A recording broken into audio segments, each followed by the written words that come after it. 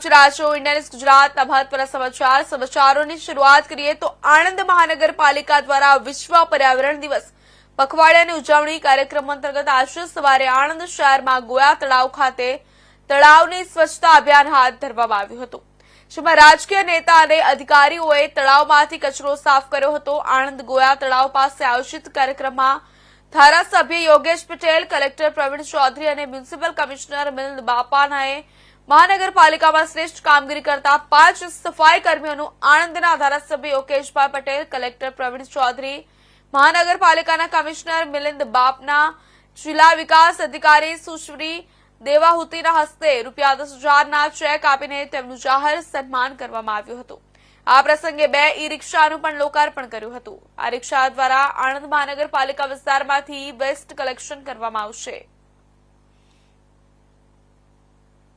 Sir, આજે જે સ્વચ્છતા અભિયાન હાથ ધરવામાં આવ્યું છે, શું કહેશો? આજ રોજ 22મી મેથી શરૂ થનાર અને 5મી જૂન સુધી 5મી જૂન જે કે વિશ્વ પર્યાવરણ દિવસ તરીકે આખા વિશ્વમાં જેની ઉજવણી કરવામાં આવે છે, તો આ 2 અઠવાડિયા સુધીની સતત પ્રવૃત્તિઓ અને આ વખતની વિશ્વ પર્યાવરણ દિવસની થીમ છે એન્ડિંગ પ્લાસ્ટિક પોલ્યુશન ગ્લોબલી।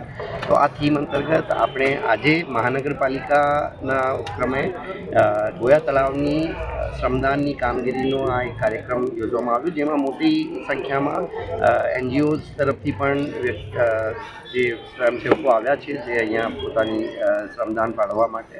આપણે જાણીએ છીએ કે જે સ્વચ્છ ભારતનું જે એક લક્ષ્ય છે, આ લક્ષ્યને અચીવ કરવા માટે આપણને સૌથી પહેલાં તો જે કચરો ઉત્પન્ન કરીએ છીએ અને જે જાહેર સ્થળો ઉપર જે કચરો નાખવાની જે એક બિહેવિયરલ ચેન્જની જે ખૂબ આવશ્યકતા છે, આ બિહેવિયરલ ચેન્જની પણ એક થીમ આપણે લઈને આખા 2 અઠવાડિયાના કાર્યક્રમો નક્કી કરવામાં આવ્યા છે, જેના અંતર્ગત આણંદ શહેરમાં, આણંદ જિલ્લામાં, તમામ તાલુકાઓમાં જુદી જુદી પ્રવૃત્તિઓ આગામી 15 દિવસોમાં જુદી જુદી પ્રવૃત્તિઓ હાથ ધરવામાં આવનાર છે।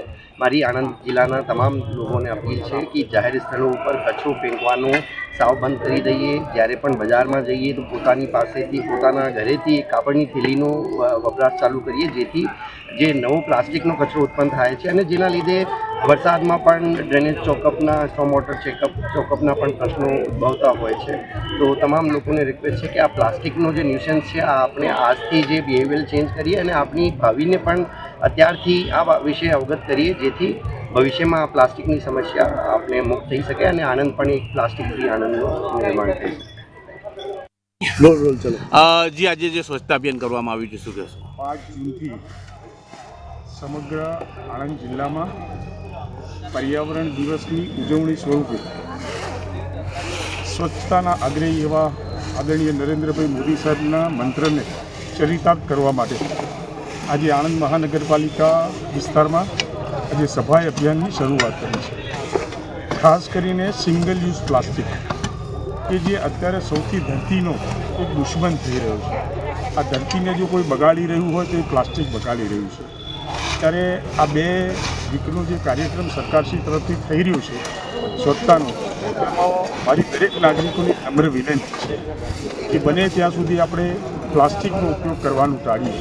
આપણે બજારમાં જઈએ તો ઘરેથી કપડાની થેલી અથવા બીજી કોઈ વસ્તુ લઈ જઈએ, પણ પ્લાસ્ટિકનો ઉપયોગ આપણે ન કરીએ તો તમે એક મોટી સેવા કર્યા બરાબર છે, આ પર્યાવરણની સેવા કરવા બરાબર છે। આજે આણંદ મ્યુનિસિપલ કમિશનર તરફથી આ શ્રમદાન યોજાયું છે। આજે તમામ નગરપાલિકાના કર્મચારીઓશ્રી, વહીવટીતંત્રના કર્મચારીઓશ્રી, કલેક્ટરશ્રી, ડીડીઓશ્રી અને મ્યુનિસિપલ કમિશનર સાથે સમગ્ર નગરપાલિકાની ટીમ આજે શ્રમદાનમાં જોડાઈ છે।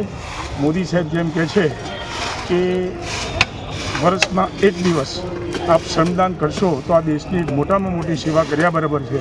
તો આપણે બીજું ન કરીએ તો આપણું ઘર, આપણું ફર્યું અને આપણું શહેર ચોખ્ખું રાખીએ અને આ સિંગલ યુઝ પ્લાસ્ટિકનો ઉપયોગ આપણે ટાળીએ, એ જ આપ સૌને મારી વિનંતી છે। અસ્તુ ભારત માતા।